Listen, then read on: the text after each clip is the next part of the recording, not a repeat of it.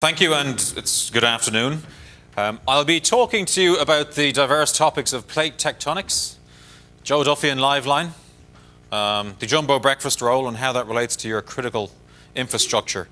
And more importantly, I'll surround it by this most vicious of Trojans that's emerged, and I don't think anybody technically in the room here could probably challenge me on this particular one. It's the JCB Trojan. I'll come to it slightly later, but it is a very brutal, blunt force instrument when it comes to network security threats. So we'll come to that slightly later, but it kind of give you a background in terms of a topic that's not often discussed at these events, is the physical security of your network. So a little bit of background about Magnet, and broadly speaking, a business going for just on 7 years, owned by a US investment firm. We have invested in the Irish economy. There's about $250 million invested quietly, primarily deploying next-gen being fibre-based technologies primarily. Fibre either in and around Dublin. We have fibre-to-the-home developments here, actually even in Malahide, just up through the village, homes capable of receiving 100 meg, 200 meg, gigabit speeds. Not that that necessarily pleases all the occupants of Malahide and people like Paul, etc. But we have been doing fibre to the home for just over 5.5, nearly 6 years. We also have the transatlantic network. So part of the family of businesses that Magnet's part of, our sister business is Hibernia Atlantic. So some of you who are coming from the corporate world may recognize the brand Hibernia Atlantic. And so not far from here we have 2 transatlantic cables that connect Ireland. So the only direct fibre links across the seabed to North America. So those cables leave Baldoyle, for those familiar with the geography around here, and Sutton. So the one cable heads out north around Northern Ireland, the other cable heads south around Wexford off to the US. So when I mention things about plate tectonics, not only do we worry about the last mile into your home, we also worry about 3,000 miles out on the seabed, when there are earthquakes on the sea floor, when there are lava eruptions on the sea floor. So when we think of infrastructure, we don't just think about the last mile. We tend to think about the broader picture, about ships' captains dropping anchors on the cable. So it's an interesting business to be part of. And my background has been in companies such as Sun Microsystems, Network Appliance. So the technology industry for me is a familiar place, albeit I'm an accountant, so don't hold that against me. I'm one of those horrible bean counters. At Magnet, we effectively live the cloud, and I've often said we do enable or we light the cloud. We live it, we use it. Most of our platforms are based out in the cloud. We provide services to the end user, whether that be consumer or business, in a cloud-type environment, and whether that's a hosted phone system to the business community, whether that's providing voice services to the government, things like Department of Education, the HSE, Department of Justice. We provide services also which are being carried and broadcast today over Air TV, so it'll be actually an international first. We were first to market with an over-the-top TV service. So engaging with consumers, anybody can sit here in this conference if the broadband was a little bit faster, if we had our own fibre in here, should we say. You could watch TV, and you can watch TV for free. Any of the Irish free channels, free-to-air channels, you can watch it at home on your smartphone right now on Air TV. So providing services to the B2B community, large corporates, government sector, and then the consumer. And in the consumer space, we've certainly garnered a lot of experience over the 5 years, and now more recently in London through the acquisition and expansion in the UK market about how consumers are using this kind of advanced bandwidth. And so we have, I say, a very good understanding of the network and the criticality of that network to business models. I think critical for this particular conference is understanding how to protect our customers, and it comes back to the Trojan JCB. So many customers rely on, we have thousands and thousands of business customers rely on us for their last mile connectivity, that critical link, not only to Dublin city centre or Cork or Limerick, but possibly to the US, to Hong Kong. And so there's a fairly heavy burden that rests on our shoulders to make sure we can provide the best-in-class service where we can. Some little facts and interesting bites for you to take away, bites and bits. Some of our learnings, the yottabyte. I don't know if many of you are familiar with the yottabyte. The yottabyte is 1 septillion bytes. EA Games' recent announcement in Galway, BioWare, when I was talking to the guys down there about their plans, EA Games and BioWare themselves, and BioWare is the Black Ops division of EA Games, for those of you close enough to it, they talk themselves about consuming 1 yottabyte of data just for their gaming platforms, whether that's Star Wars, The New Republic, and FIFA. The amount and type of data they're gathering is enormous. Through our own TV platform, if you think of multiple hundreds of thousands of streams coming across, we're not only tracking what users are doing in terms of what they're viewing, we're also tracking what device they're coming from. We're tracking their behavior after they've watched TV, what user goes from what device or from what program to what particular website. The whole concept of big data is something that's becoming very relevant to what we do. And so the one certainty for us and for you sitting out there is that bandwidth consumption by business and consumers is accelerating, not decelerating. It's rapidly accelerating with a lot more focus these days on upload speeds. So that's becoming more and more critical. The statistic up there about consumers and terabytes, just around about, with the latest stats actually, is close to the 6% of our customer base, that's residential customers, downloading over 1.5 terabytes a month. 20% trafficking, downloading over 0.5 terabyte a month, and that is growing and accelerating. Every time we turn the dial up, and if you think about it, we own, in broad sense, the internet. The only link to the internet in the US and server farms, etc., is across our transatlantic fibers. So as we turn those dials up and allow more bandwidth, all that's happening is consumers consume more and more and more. And so in the marketplace, we offer an unlimited product in terms of bandwidth and download, and consumers just keep taking it up. So it's giving us a lot of insight into consumer behavior and what's happening out there, and it's certainly blowing away any expectations I had. Coming back to the cyber threat, the theme of this morning or this afternoon, the key word I want to focus on is damage to a network. And just make sure when you walk out of this room, it sort of resonates with you about your own physical infrastructure, because damage is not just about the software damage that might happen, but also the reputational damage that was covered yesterday, the damage to your brand, the damage to your business. And so everybody's talking about the cloud. I think we can all go back as far as 1984 and Bill Joy talking about the network is the computer. So the concept of the cloud isn't exactly the newest thing on planet Earth.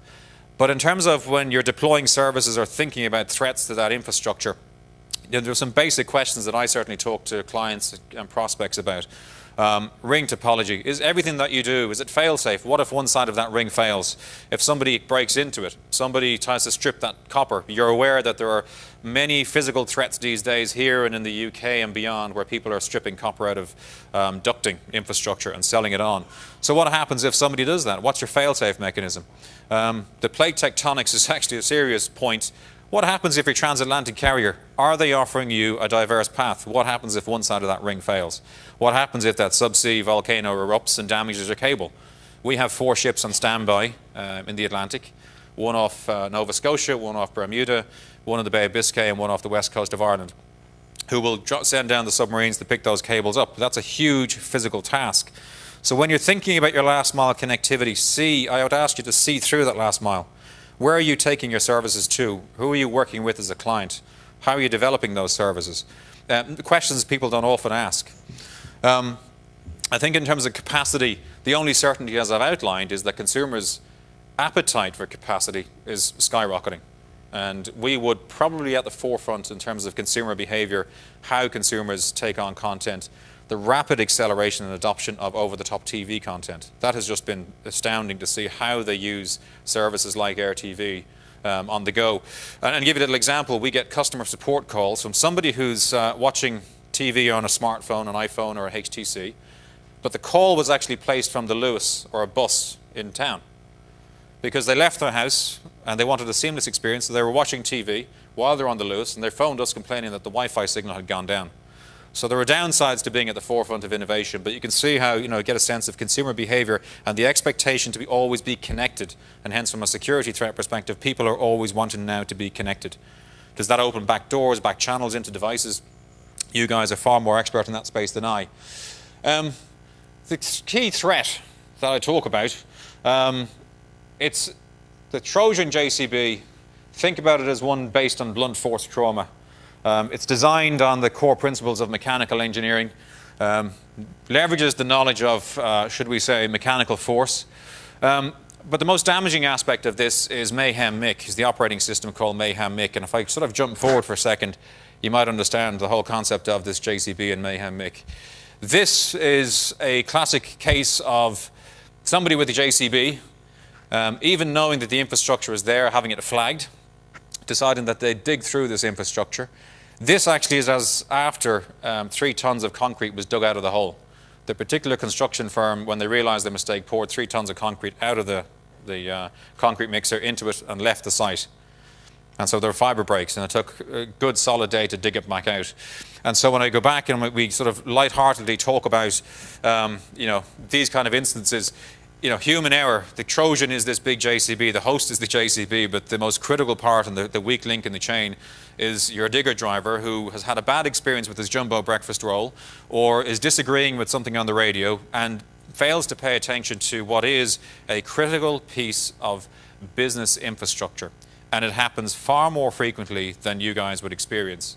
Manhole covers, trucks going over them, drop big metal plates on top of very delicate fibres. If you drive up along the airport, you'll see lots of the T50 network around Dublin.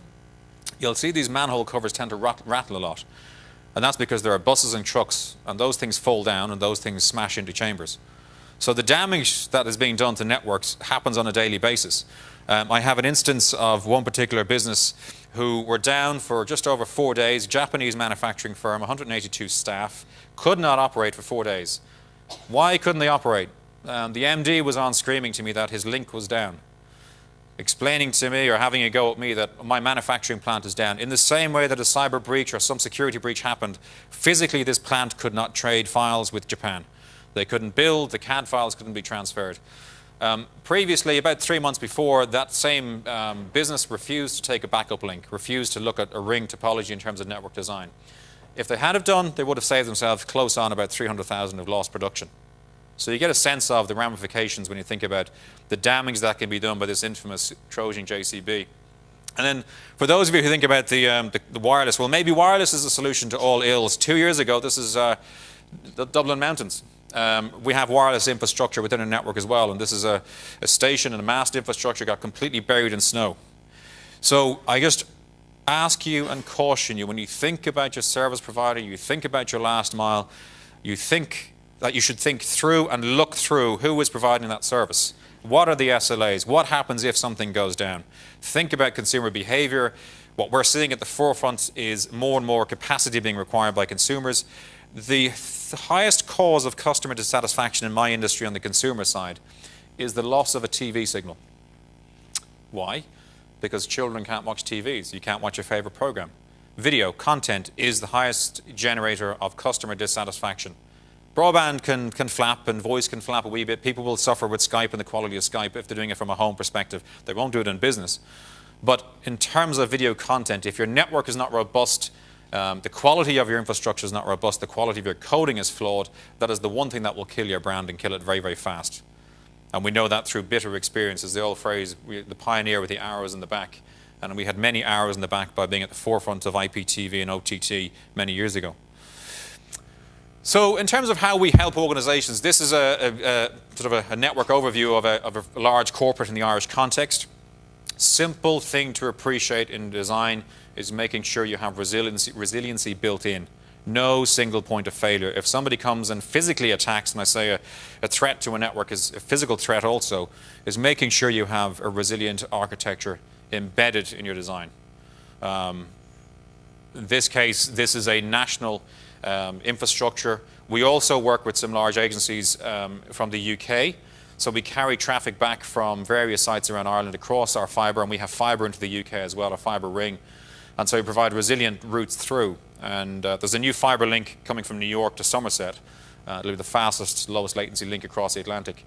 And that kind of infrastructure is critical. For those of you who are working with the financial services industry, you're familiar with the demands around picoseconds. Picosecond is 1/1,000,000 of a second.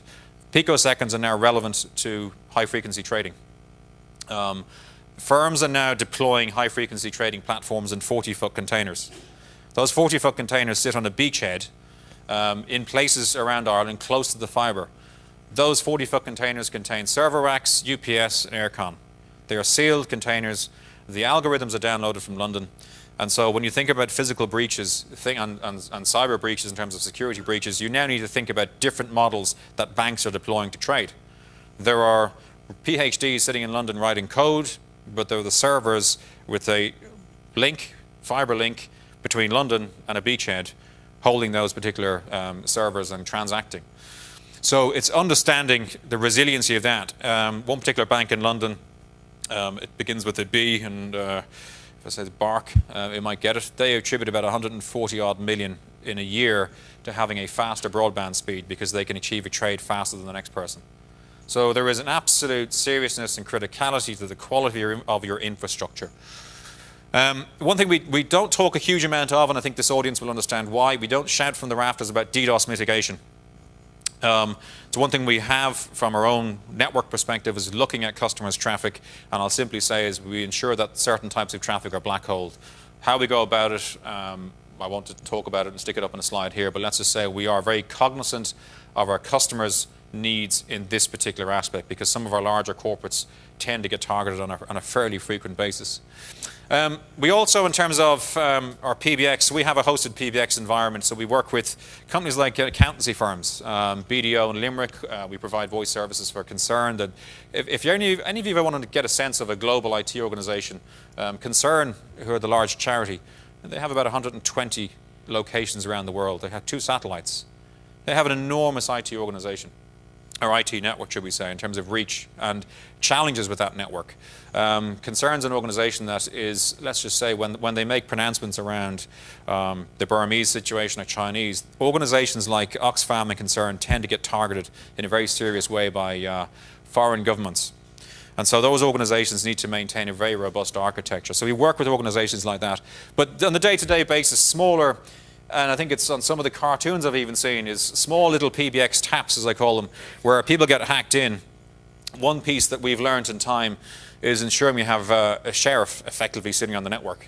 So we look for call trends, call patterns. You guys will be familiar with this, is ensuring that when we're providing these services, typically the largest volume of our service provision is to the SME. The SME doesn't have security analysts, doesn't have internal intelligence threat analysts. They're relying on a service provider or you guys with your software solutions to detect these aspects. So we deploy kind of a sheriff mentality, which is we look for unusual trends. Does this organization typically call Outer Mongolia on a Tuesday morning at 2? No, they don't. So we shut that traffic down and try and minimize the exposure. Because clearly one of the great things I've learned is understanding how little your average SME knows and business owner knows about security. And that is the one thing, I think it was said in the previous speaker, is organizations, the vast majority of businesses in the Irish marketplace clearly are SME. They don't have the skill set. So it is a requirement on operators, service providers to make sure we assist those organizations as best we can. I think from a context for those who are sort of IT managers or CTOs is the what happens if, who wants their P45 or their pink slip in the States or whatever it might be. How long can your organization survive? Oh, not very long when this happens. So how long can your organization survive without a network, not able to send out quotes, emails, all of those aspects? How long can you survive in your role? So it's a pretty serious statement. I don't think anybody in the room here would say that if they were the IT manager or CTO that they would survive very long if they didn't deploy a resilient architecture in how they approach the telecoms, their connectivity needs. So in terms of final couple of slides to wrap up, key considerations, ask yourself again, not just about that last mile. Look at the overall design of the network. Look about the security of the SLA. What physical security is deployed? Who owns the network? Who's managing it? One of the things that we do from a marketplace perspective, again, if you're dealing with smaller businesses, a little anecdote, my wife had a recruitment agency, and before I was with Magnet, the line went down for the website. The business was down for 4 days. Recruitment agencies rely on web and phone. Without web and phone, you're dead. In the water, clients can't contact you, candidates can't contact you. So one thing we do is we offer from a Magnet standpoint, is we have said, look, for that marketplace of the SME and clearly the larger corporates, we provide a monitored service, a proactive monitored service. So at 8 in the morning, we typically get notified if there's an outage on your line or something's happening on your line. So when you come in at 8:30 or 9 o'clock, we're already in contact with you, either by SMS initially and then a phone call to advise you your system's down or something's gone on with your system. It's a philosophy we deployed at Network Appliance, which was kind of the proactive maintenance, proactive monitoring.